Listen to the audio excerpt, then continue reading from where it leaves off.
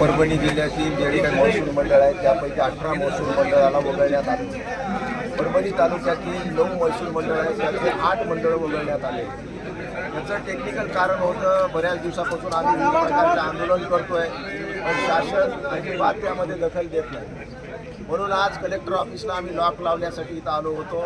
इथं धरणे आंदोलन केलं आणि या निमित्तानं जिल्हाधिकारी महोदयावर आमची चर्चा झालेली आहे. त्यामध्ये टेक्निकल कारण असं आहे की सोयाबीन यावेळेस अतिवृष्टी झाल्यामुळं सोयाबीनचं जे ड्राय वेट घेतलं जात होतं त्यामध्ये शासनाने परिपत्रक काढलं की त्यांचं ड्राय वेटही घ्या आणि त्यांचं ग्रीन वेटही घ्या. ग्रीन वेटमध्ये ओला असताना खाली ओला होता, ओला होता, म्हणून सोयाबीनचं 2 प्रकारचं वेट घ्यावं अशा प्रकारचं शासनानं निर्देशित केलं. तशा प्रकारचं नोटिफिकेशन शासनानं काढलं होतं.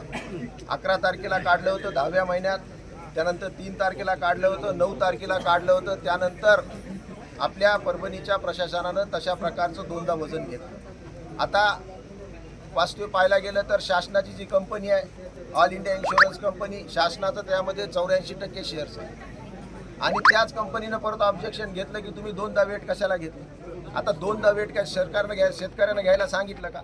सरकारनं 2दा वेट घेतलं. दोघांच्या वेटमध्ये खूप फरक आला, ओल्यामध्ये आणि वाळ्या ह्याच्यामध्ये. त्यामध्ये म्हणून त्याने ड्रायेज रेशो जो असतो सुकवणीचा प्रयोग ग्राह्य धरून आम्हाला विमा देण्यात यावं अशा प्रकारची आमची मागणी होती. आणि हे जे 2 प्रयोग करायला लावले होते, या 2 वेट घ्यायला लावले होते, शासनानंच घ्यायला लावले होते, आम्ही आता सिद्ध केलं. कलेक्टर महोदयाने आम्हाला सांगितलं आहे की मी याच्यावर बैठक घेणार आहे.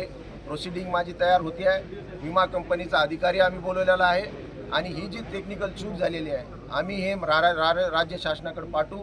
विमा कंपनीचा प्रतिनिधीसुद्धा आम्ही बोलून घेतलेला आहे. अशा प्रकारचं म्हणणं कलेक्टर महोदयांचं होतं.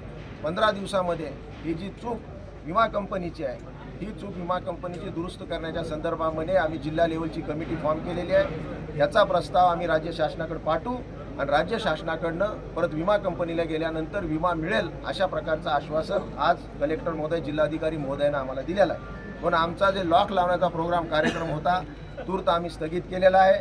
आम्ही जिल्हाधिकाऱ्यांना इशारा दिलेला आहे, प्रशासनाला इशारा दिला आहे की 15 दिवसामध्ये जर आम्हाला विमाला मिळाला नाही तर कृषी मंत्र्याला आम्ही महाराष्ट्रात फिरू देणार नाही आणि संपूर्ण परभणी जिल्ह्यामध्ये चक्काजाम आम्ही आंदोलन करू. कारण आमच्या हक्काचे पैसे आहेत, हक्काचे पैसे आम्हाला मिळालेच पाहिजे अशा प्रकारचा आजचं या आंदोलनाची रूपरेषा होती.